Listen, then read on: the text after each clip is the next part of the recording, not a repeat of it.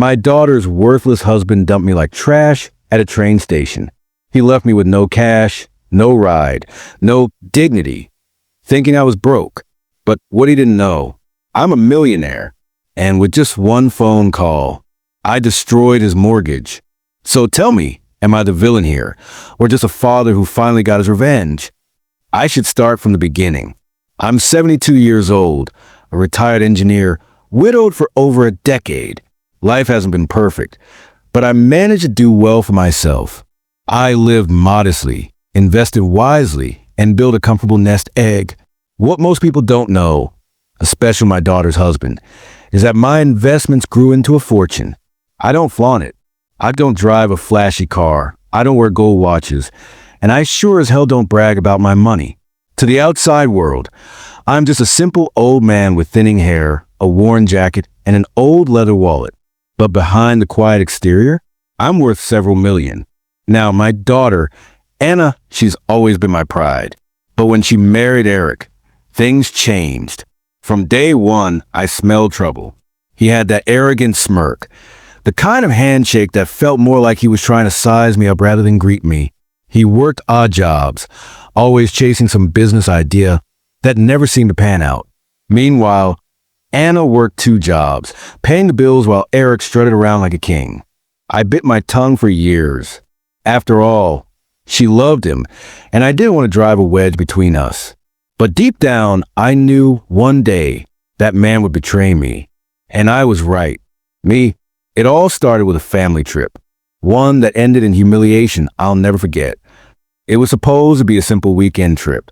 Anna had convinced me to come along.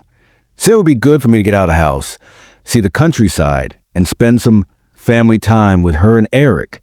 I agreed, thinking maybe, just maybe, this would be a step toward building a stronger bond with my son-in-law. But the moment we got into the car, I felt the tension. Eric drove. Anna sat beside him, and I was in the back seat. He didn't say a word to me. No small talk. No, how you doing, Dad? Nothing. Just silence, broken by the occasional sigh when I asked a simple question, like whether he wanted me to chip in for gas. By the time we reached the train station, I thought maybe he was just in a bad mood. But then, he pulled over suddenly, slammed the gear into park, and turned to me with that smug grin I'd grown to hate. Eric, all right, old man, end of the line. I blinked confused. End of the line? What are you talking about? He smirked and leaned back in his seat. You heard me. You're getting out here. Train leaves in 15 minutes. Should be enough time for you to hobble over with your little suitcase. Anna gasped. Eric, what are you doing? Dad's supposed to come with us. Eric cut her off with a sharp wave of his hand. No, he's not. I'm not spending the whole weekend babysitting your broke father. We're building our own life. Anna, we can't afford to carry him around. I felt a knot twist in my stomach. Broke? Babysitting? I sat there, gripping my cane so tightly my knuckles turned white. Me quietly. Son, you don't have to like me, but don't you dare disrespect me like this. He laughed. Actually laughed in my face. Disrespect? Please. You're a burden. You've got nothing to offer. No money, no future. Just a cranky old man hanging on. Be grateful I drove you this far. Anna's eyes filled with tears. Eric, stop it. Dad, But Eric revved the engine, looking straight at me. Out. Now. For a moment, I considered shouting back, maybe even swinging my cane across his smug jaw. But instead, I simply picked up my suitcase, opened the door, and stepped out onto the cold concrete platform. The car door slammed behind me. Tires screeched. And just like that, my daughter's husband abandoned me at the train station. I stood there, suitcase in hand, people rushing past me, the smell of diesel in the air. I patted my pockets, realizing I hadn't brought much cash. Eric had insisted on handling everything. To anyone watching, I must have looked like a penniless, pitiful old man left behind. But inside I was calm, because Eric didn't know who he was dealing with. He thought I was broke, but I wasn't. I had millions. And that night, I decided to use every penny of it to destroy him. I sat down on the hard wooden bench at the train station, my suitcase at my feet, my cane leaning against my leg. People bustled past me, businessmen checking their watches, mothers herding their kids, couples laughing. To them, I was invisible, just another old man who looked like he'd seen better days. And maybe that's exactly what Eric thought, too. But what he didn't know was that while he sped off, laughing about how he dumped a dead weight, I was already reaching into my jacket pocket for my phone. My hands were steady, not shaking from anger. No, I was past that. My anger had crystallized into something sharper, cold, precise. I scrolled through my contacts until I found a name I hadn't dialed in months. Mr. Carter, my banker. The line clicked. Carter, cheerful tone.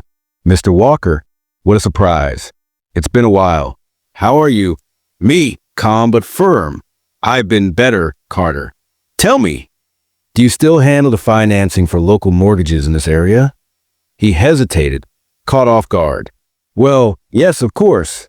Why do you ask? I glanced down at the crumpled boarding pass in my hand. Eric's name was on it. He bragged earlier in the car about finally landing a mortgage deal. Said it was his ticket to real wealth. I'd sat there quietly, pretending not to care, but I had listened, every detail. Me, I want you to pull up the file on a man named Eric Jennings. Yes, that's correct. My son-in-law. I believe he's got a mortgage through your bank. There was a pause on the other end. Papers shuffled. Fingers tapped on a keyboard. Carter lowered voice. Yes, I see it here. He closed just 2 months ago. Fairly large loan. Payments haven't even begun yet. I allowed myself a thin smile. Good. I want you to flag it. Carter's voice grew cautious. Flag it? In what way, sir? I leaned back on the bench, watching a train pull away, smoke curling into the cold night sky. Me, in a way that makes his life very, very difficult. Raise his interest rate if possible. Review every clause. Enforce every penalty. And if he so much as sneezes wrong, I want foreclosure paperwork ready. Carter sucked in a breath. Mr. Walker, are you sure? That's a very aggressive request. Me, coldly. I've never been more sure. He thinks I'm nothing. That I'm broke. That I'm a burden. Well, let's see how much of a burden he feels when the walls of his shiny new home start crumbling around him. Me, you see, revenge doesn't always need fists or shouting. Sometimes it just takes one quiet phone call. Over the next few weeks, I went about my days as if nothing had happened. I tended to my garden, played chess at the senior center, even joined my neighbor for Sunday football. On the outside, I was the same quiet old man. But behind the scenes, the trap was already tightening. Carter called me back 3 days later. Carter, hesitant. Mr. Walker, I did as you asked. We reviewed Eric Jennings' file. His mortgage was already risky, barely qualified. His debt-to-income ratio is shaky, and with his credit score, I interrupted, my voice low but steady. Get to the point.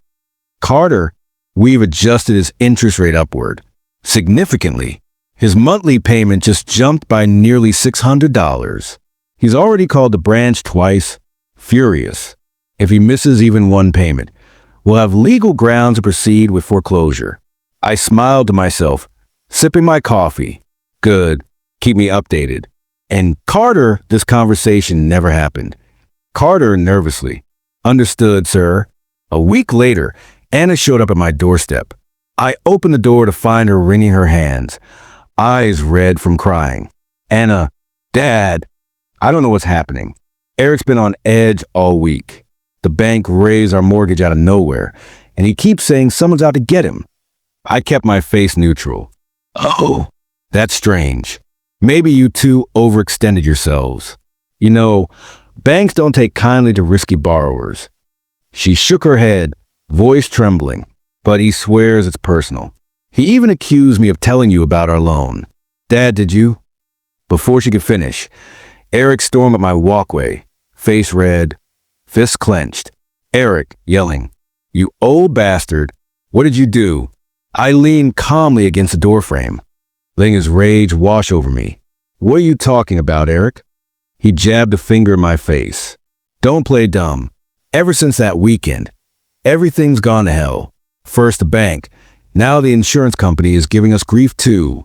You think I don't see your fingerprints all over this? I chuckled softly. Eric, if you're having financial troubles, that's hardly my fault. Maybe you should have thought about stability before taking on a loan you can't handle. Anna stepped between us, tears streaming. Stop it, both of you. Eric, please, don't shout at Dad. But Eric wasn't listening. His voice cracked with fury. You think you can ruin me? You're nothing. A broke, washed-up relic. I raised my cane just enough to block his path. My voice dropped to a whisper, deadly calm. Careful, son. You've already shown me your true colors. Don't make me show you mine. For the first time, he faltered, just a flicker. But I saw it, the fear behind his eyes. He turned, storming off the porch. Anna lingered a moment, torn between her husband and her father. Then she whispered, almost too softly to hear, Dad, what's really going on? I didn't answer. I simply closed the door. The thing about revenge is, it's not about shouting. It's about patience. You let them stew. You let them break under their own arrogance. And when the time comes, you make sure they know exactly who pulled the strings. Weeks rolled into months. And slowly, like a house eaten from the inside by termites, Eric's shiny new world began to collapse. The mortgage payments were strangling him. His car loan suddenly got flagged for review. His business deals mysteriously dried up. Every time he tried to fight back, some new obstacle appeared in his path. He didn't know it yet, but every string he tried to climb had my hand quietly pulling it tighter. One night, just after midnight, my phone rang. It was Anna. Her voice shook through the receiver. Dad, I don't know what to do. Eric's, he's losing it. He smashed a chair tonight.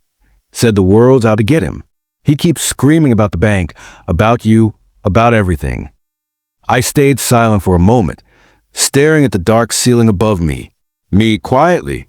Anna, did you ever wonder why he treats me the way he does? She sniffled. Because he doesn't respect you. He thinks you're weak. I exhaled slowly. Exactly. And men like him, they don't stop until someone shows them they're not half as powerful as they think. There was silence on the line. Then Anna's voice cracked. Dad, please don't tell me you're behind this. I didn't answer directly. Instead, I asked her a question. Tell me, Anna, when he dumped me at that train station, how did it make you feel? She broke down crying. Like I failed you. Like I betrayed my own father. I should have stopped him. Dad, I should have stood up for you. My throat tightened. For the first time in months, the icy calm I carried wavered. Because the truth was, my revenge wasn't just punishing Eric. It was hurting Anna too. A week later, Anna invited me over for dinner. She said she wanted to make peace. Against my better judgment, I agreed. The table was set neatly, the smell of roasted chicken filling the air. Anna tried to keep the conversation light, but Eric sat across from me, arms folded, eyes burning holes into my skull. Finally, he slammed his fork down. Let's cut the crap. You think you're clever. Old man, you think I don't know what you've done. I took a slow sip of wine, setting the glass down carefully. Enlighten me, Eric.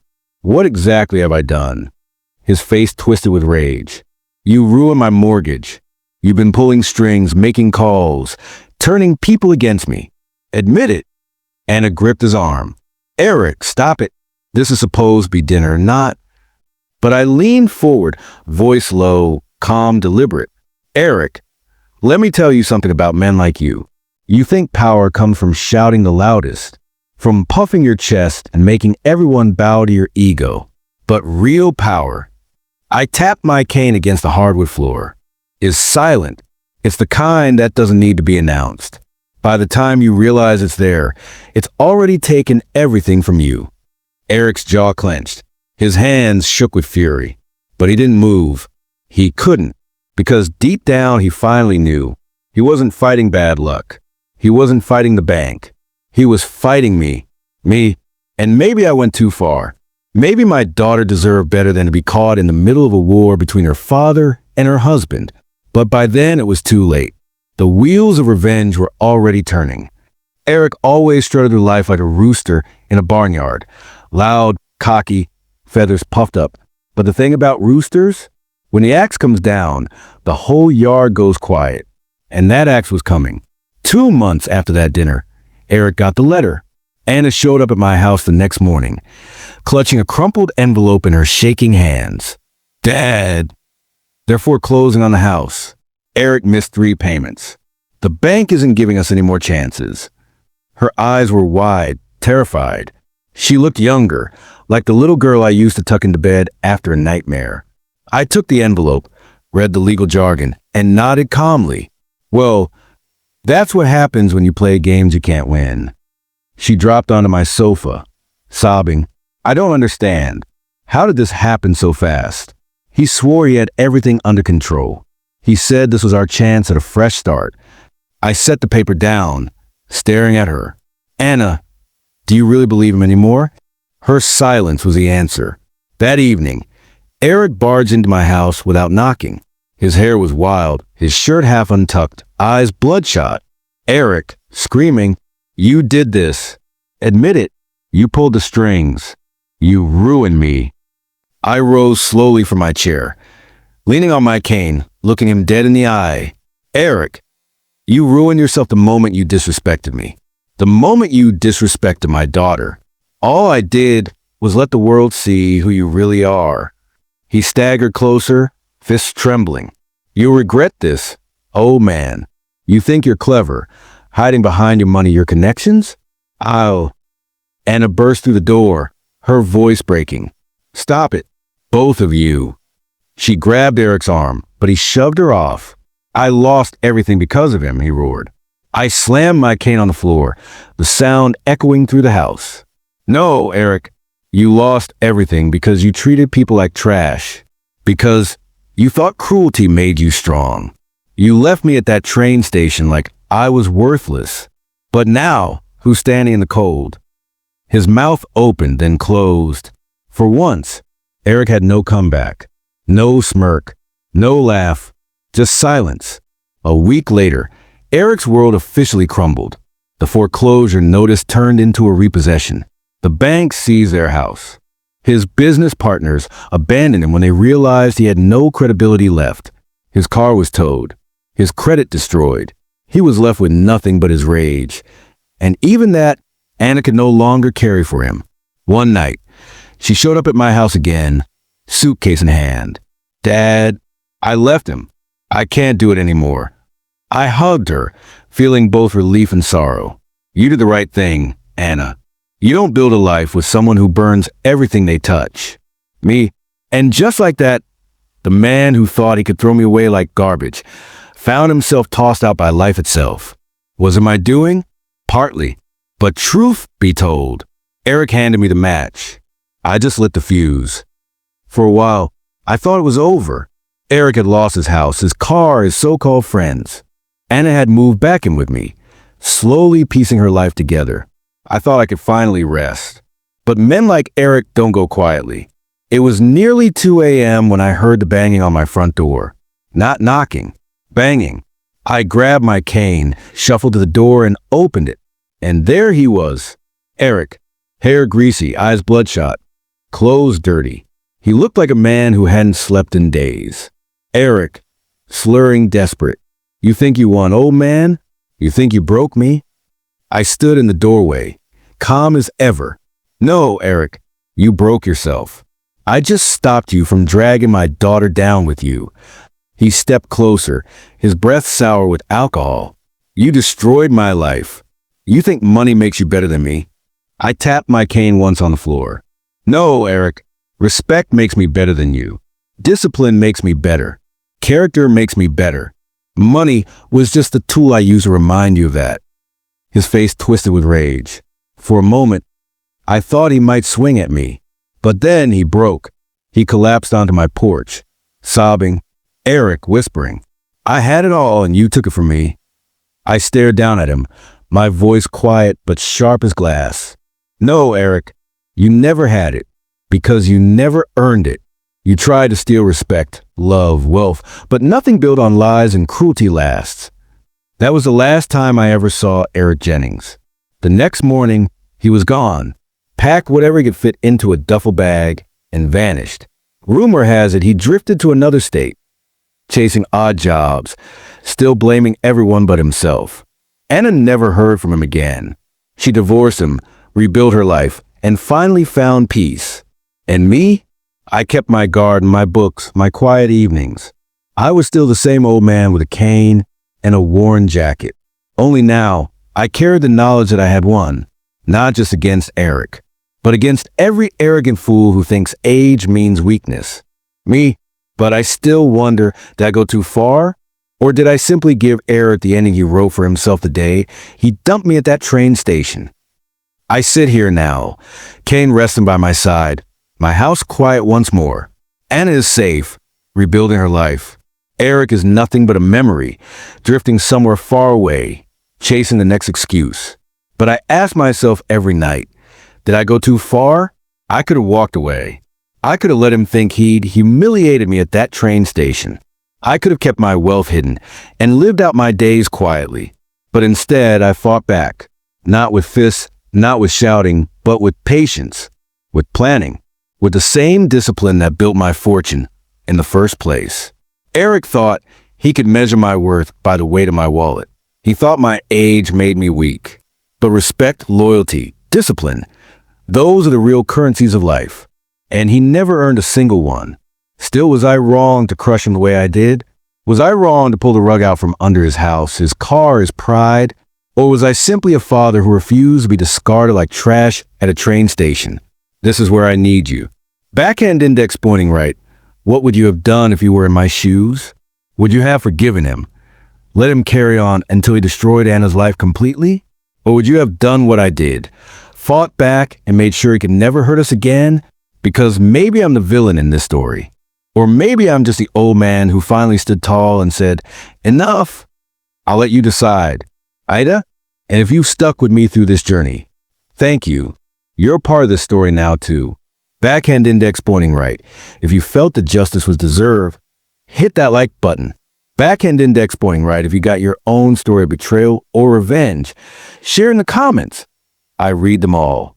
Backhand index pointing right. And if you want more stories where life reminds the arrogant that karma never sleeps, subscribe. Because trust me, this isn't the last time someone underestimates a quiet old man. Until then, remember this. Age is not weakness. Silence is not surrender. And sometimes, revenge is nothing more than justice with sharper teeth.